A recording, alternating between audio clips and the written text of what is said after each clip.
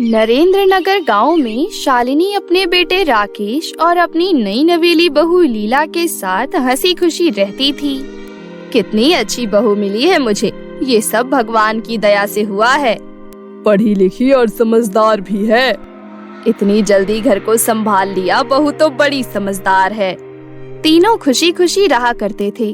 फिर एक दिन राकेश की बहन नीता अपने पति रवि के साथ आ जाती है। अरे दीदी, आप यहाँ? क्यों, मैं नहीं आ सकती? अरे कैसी बातें कर रही हैं दीदी, आप ही का तो घर है। अरे तभी तो लगा कुछ दिन घूम आते हैं। रवि और नीता को आया हुआ देखकर शालिनी और राकेश परेशान हो जाते हैं, मगर नीता की एक बहुत गंदी आदत थी मायके में कई दिनों तक रहने की। वो जब भी आती थी बहुत दिनों तक रुक जाती थी। अब क्या करें बेटा राकेश, लीला को इनकी हरकतों के बारे में कुछ पता ही नहीं है। आप चिंता मत करो माँ, देखते हैं हम क्या कर सकते हैं। और बस इसी तरह से देखते देखते नीता और उसका पति रवि घर पर पूरा कब्जा कर लेते हैं। नीता सारा दिन टीवी देखती रहती है और रवि खाना खाता रहता है, और दूसरी तरफ बेचारी लीला दिन भर काम में लगी रहती है। अरे ये दोनों अपनी माँ और भाई से मिलने आए हैं कि मुझे तंग करने आए हैं, मुझे तो समझ ही नहीं आ रहा।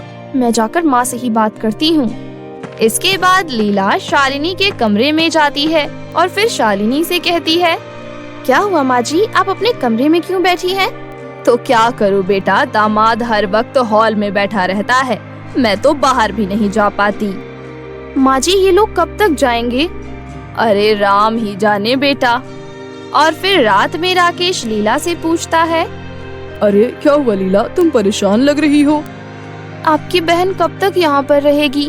देखिए ना माँ जी कितनी परेशान है, काम बहुत ज्यादा बढ़ गया है। मैं उन लोगों को जाने के लिए भी तो नहीं बोल सकता ना। समझ आ गया मुझे, इनकी अतिथि बनकर सेवा करवाने की बुरी आदत है। देखिए आप तो बहन के प्यार के आगे कुछ बोलेंगे नहीं, अब मुझे ही कुछ करना होगा। अरे जो भी करना समझदारी से करना लीला, मैं नहीं चाहता तुम्हारा नाम बाहर खराब हो। आप बिल्कुल फिक्र मत कीजिए और निश्चिंत होकर ऑफिस जाइए। और थोड़ी देर बाद लीला घर के बाहर जाकर अपनी माँ से फोन पर बात करने लगती है, और फिर घर आते ही वो गिर जाने का नाटक करती है। हे माँ, गिर गई मैं। क्या हुआ भाभी, आप अचानक गिर कैसे गयी? अरे बाप रे बाप, दीदी पहले उठाओ। उठाओ मुझे, मेरा तो पैर ही टूट गया।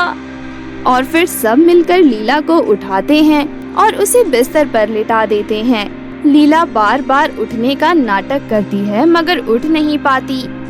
दीदी लगता है मैं घर का काम नहीं कर पाऊंगी जब तक ये मेरी कमर अच्छे से ठीक ना हो जाए। मगर आपको हुआ क्या है? लगता है लचक आ गई है। तो फिर रुकिए, मैं डॉक्टर को बुलाती हूँ।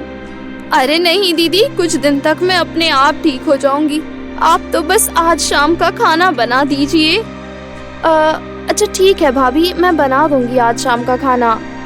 और हाँ जीजा जी, आप बाहर गायों को चारा डाल देंगे क्या? हाँ ठीक है भाभी। नीता और रवि दोनों काम पर लग जाते हैं और शाम तक बुरी तरह थक जाते हैं। हे भगवान, इतने लोगों का खाना बनाया मैंने आज, मैं तो थक गई, अब नहीं होता मुझसे पूरे घर का काम। मैं भी थक गया हूँ बुरी तरह, गायों को चारा डालकर। मैंने तो सोचा था दामाद बनकर तुम्हारे मायके में आराम फरमाऊंगा, लेकिन यहाँ आकर तो नौकर से भी बदतर हालत हो गई है। उधर लीला अपनी सास से गप्पे मार रही होती है। आज तो दोनों तंग आ गए बहू। माँ जी, अब आप बस उनको ये बोल दीजिए कि परसों मोहल्ले की औरतें खाने पर आ रही हैं और उनके लिए उनको खाना बनाना होगा। ठीक है बेटा, मैं बोल दूंगी। शालिनी नीता को मेहमानों के आने की बात बता देती है। ये सुनकर नीता बहुत घबरा जाती है और अपने पति से कहती है, एक काम करते हैं, चलो हम अपना बैग पैक कर कर घर चलते हैं, मुझे 50 लोगों का खाना नहीं बनाना। ना बाबा ना। ठीक है, मैं इस तरह से और नहीं रह सकता, अब चलो यहाँ से चलते हैं। और दोनों तेजी से अपना सामान बांधने लगते हैं। फिर अगली सुबह, माँ और भाभी हम ना अब चलते हैं। मगर इतनी जल्दी बेटा, अभी तो तुम रुकने वाली थी। बच्चों को गर्मी की छुट्टियों वाला होमवर्क करवाना है, इसलिए हम वापस जा रहे हैं। जैसी तुम्हारी मर्जी बेटा, अपने भाई के आने का इंतजार तो कर लेती। नहीं नहीं, वो बस छूट जाएगी माँ।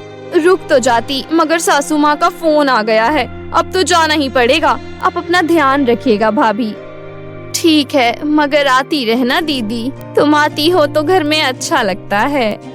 हाँ हाँ जरूर, जिस दिन छुट्टी मिलेगी जरूर आऊंगी। और इस तरह से दोनों वहाँ से चले जाते हैं और लीला की जान छूट जाती है। बहुत समझदार हो तुम बेटा।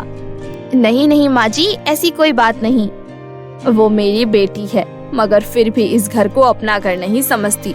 तुमने बराबर किया बेटा, उसे सबक सिखाना बहुत जरूरी था। फिर क्या, वो लोग पहले की तरह खुशी खुशी अपना जीवन व्यतीत करने लगे। एक गांव में रोहित नाम का एक आदमी अपनी बेटी चांदनी के साथ रहता था। कुछ समय पहले रोहित की पत्नी का देहांत हो गया था। अब रोहित पूरी तरह से अकेला था और सिर्फ अपनी बेटी को ही संभालता था। चांदनी एक बहुत अच्छे स्कूल में पढ़ती थी। रोहित घर का सारा काम करता था और उसके बाद अपनी दुकान पर जाकर समोसे बनाकर बेचा करता था। चांदनी के क्लास में मोना नाम की एक लड़की पढ़ती थी। उसके पिता बहुत बड़े बिजनेसमैन थे। वो हमेशा चांदनी को परेशान करती रहती थी और हमेशा उसे चिढ़ाती रहती थी। चांदनी पढ़ाई में बहुत होशियार थी। मोना, पढ़ाई में थोड़ा ध्यान लगाया करो, तुम बिल्कुल भी नहीं पढ़ती हो। और अपने फ्रेंड चांदनी को देखो, कम से कम इससे कुछ सीखो। इसकी तो माँ भी नहीं है, लेकिन फिर भी देखो पढ़ाई में कितनी होशियार है। ठीक है मैम, मैं आगे से पढ़ाई में ध्यान लगाऊंगी। सभी बच्चे मोना पर जोर जोर से हंसने लग जाते हैं। आज इस समोसे वाली की वजह से मुझे सब लोगों के सामने शर्मिंदा होना पड़ रहा है। मेरे पास किसी भी चीज की कोई कमी नहीं, इसलिए मुझे पढ़ाई की कोई जरूरत भी नहीं। लेकिन इस समोसे वाली को तो अब मैं जिंदा नहीं छोड़ूंगी।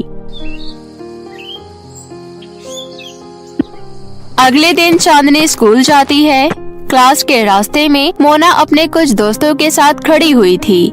जब चांदनी अपनी क्लास में जाती है तो मोना उसे धक्का मारकर नीचे गिरा देती है।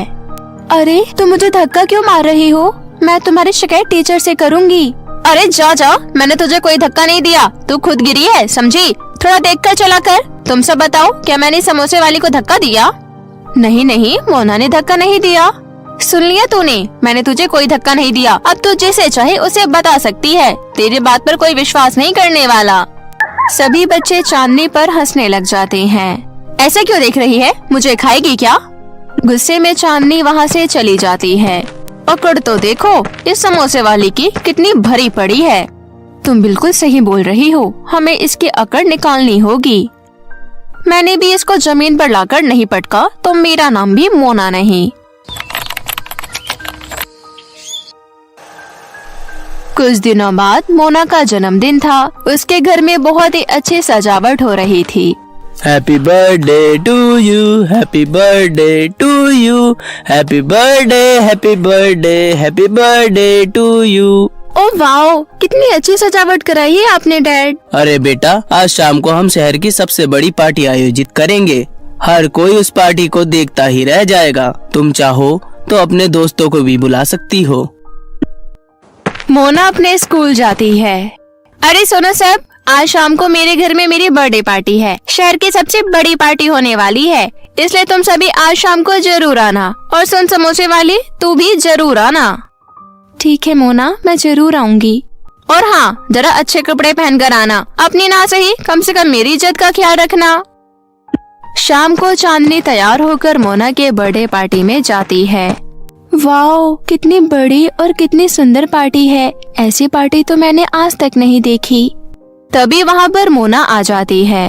क्यों चांदनी, आंखें फटी की फटी रह गई ना? ऐसी पार्टी कभी जिंदगी में तो क्या, तूने कभी सपने में भी नहीं देखी होगी। अब तुम आ ही गई हो तो अच्छे से खाना खा कर ही जाना। और हाँ, तुम जो ये गिफ्ट लेकर आई हो उसे बाहर कूड़े में फेंक देना। मुझे तुम्हारे जैसे गरीब लोगों से गिफ्ट लेना बिल्कुल नहीं पसंद। वही घटिया और सस्ता सा गिफ्ट लेकर आई होगी तुम मेरे लिए, जो मेरे किसी काम का नहीं। इतना कहकर मोना वहाँ से चली जाती है। थोड़ी देर बाद केक काटा जाता है। मोना केक लेकर चांदनी के पास जाती है। चांदनी, ये लो केक। चांदनी केक लेने के लिए आगे हाथ बढ़ाती है। कि तभी मोना जानबूझकर केक को नीचे जमीन पर गिरा देती है और वही केक कुत्ता खाने लग जाता है। ओहो, ये केक तो नीचे गिर गया। अच्छा एक काम करो, तुम इस केक को जल्दी से साफ कर दो, समझी? मोना, मैं गरीब हूँ, इसका मतलब ये नहीं कि मैं कुत्तों से भी गैर गुजरी हूँ। ज्यादा भाषण मत दे, समझी? आज मेरा जन्मदिन है, तो अपने जन्मदिन पर मुझे टॉफी तक नहीं खिलाती और मुझसे उम्मीद करती है कि मैं तुझे केक खिलाऊंगी, वो भी इतना महंगा केक। चली जा यहाँ से चुपचाप, भिखारी कहीं की। देख लेना, मैं अपने जन्मदिन पर तुझसे भी बढ़िया और बड़ा केक मंगाऊंगी। तू भी मेरे जन्मदिन पर जरूर आना और अपनी आँखों से खुद देख लेना। केक तो दूर, तेरे घर में पेस्ट्री भी आ जाए वो भी बहुत बड़ी बात होगी। गुस्से में चांदनी वहाँ से चली जाती है। क्या बात है बेटा, इतने गुस्से में क्यों हो? पिताजी, सब लोग मेरा बहुत मजाक उड़ाते हैं।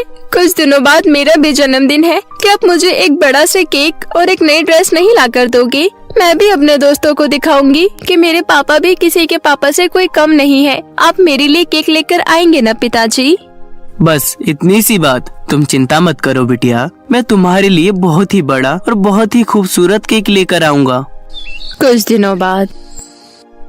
ए समोसे वाली, आज तो तेरा जन्मदिन है ना? अच्छा, तुझे अपनी शर्त याद तो है ना?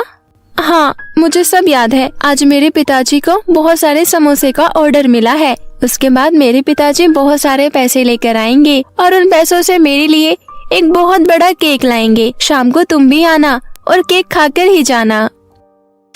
चांदनी का पिता रोहित बहुत सारे समोसे बनाकर उन्हें बेचने जाता है, लेकिन समोसे लेने वाला मालिक मोना का पिता ही होता है। अरे पिताजी, आपने क्या समोसे का ऑर्डर दिया है? आप एक काम करो, उन्हें इनकार कर दो। ठीक है बेटा, जैसी तुम्हारी मर्जी।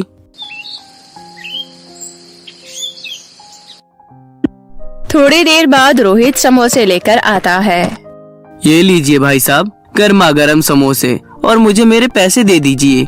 अरे जा भाई जा, अपने घटिया क्वालिटी के समोसे यहाँ मत लेकर आ। मैं अच्छे और महंगे रेस्टोरेंट से समोसे खाता हूँ। नहीं मालिक, ऐसा मत कीजिए, आज मेरी बिटिया का जन्मदिन है, मुझे उसके लिए एक केक और एक ड्रेस भी लाना है। वो घर पर मेरा इंतजार कर रही होगी, कुछ तो रहम करो मालिक। अरे भाई, यहाँ से चुपचाप चला जा, नहीं तो चौकीदारों को बुलाकर तेरी पिटाई करवा दूंगा। बेचारा रोहित अपने समोसे की टोकरी को लेकर वहाँ से चला जाता है। हे भगवान, अब मैं अपनी बेटी की इच्छा कैसे पूरी करूँगा? एक काम करता हूँ, गली गली जाकर समोसे बेच लेता हूँ। समोसे ले लो, समोसे ले लो, गर्मा गर्म ताजे ताजे समोसे ले लो। अचानक से थोड़ी देर बाद बारिश शुरू हो जाती है। रोहित के सारे समोसे पानी में भीग जाते हैं। हे भगवान, ये क्या हो गया? मेरे सारे समोसे में पानी भर गया। अब मैं क्या करूं? मैं किस मुंह से अपने घर जाऊंगा? रोहित वहीं बैठा बैठा जोर जोर से रोने लग जाता है। तभी वहाँ पर एक रानी परी आती है। अरे वाह, तुम्हारे समोसे में से तो बहुत ही अच्छी खुशबू आ रही है। एक काम करो ना, ये सारे समोसे आप मुझे दे दो। परी जी, ये सारे समोसे खराब हो चुके हैं, ये अब खाने लायक नहीं रहे। अरे कोई बात नहीं, मेरे परीलोक में माइक्रोवेव रखा है, मैं फटाफट से जाकर उसमें गरम कर लूंगी। खुशी खुशी रोहित परी को वो सारे समोसे दे देता है। Thank you so much. लेकिन तुम इतना उदास क्यों बैठे हो? सब ठीक तो है ना? रोहित उस परी को वो सारी बातें बताता है। परी अपने जादू से 2 सोने और चांदी के केक प्रकट करती है। ये लो, ये सोने का केक तुम्हारी सारी इच्छाएं पूरी करेगा, वहीं ये चांदी का केक तुम्हें बहुत सारे धन दौलत देगा। अब तुम्हें किसी के सामने हाथ फैलाने की बिल्कुल जरूरत नहीं पड़ेगी। लेकिन हाँ, तुम मुझे ऐसे ही गर्मा गर्म और स्वादिष्ट समोसे खिलाते रहना, मैं हमेशा तुम्हारे पास आती रहूंगी। इतना कहकर वो परी वहाँ से चली जाती है। हे जादुई सोने के केक, मेरी बेटी के लिए एक सुंदर सी ड्रेस दे दीजिए। रोहित के इतना कहते ही वहाँ पर बहुत सुंदर सी ड्रेस प्रकट होती है और उस ड्रेस को लेकर रोहित अपनी बिटिया के पास जाता है। चांदनी ये सब देखकर बहुत खुश हो जाती है। वहीं शाम को मोना और उसकी कुछ सहेलियां चांदनी के घर आती है। सभी चांदनी के सोने और चांदी के केक को देखकर हैरान रह जाती है। फिर चांदनी खुशी खुशी अपना जन्मदिन मनाती है।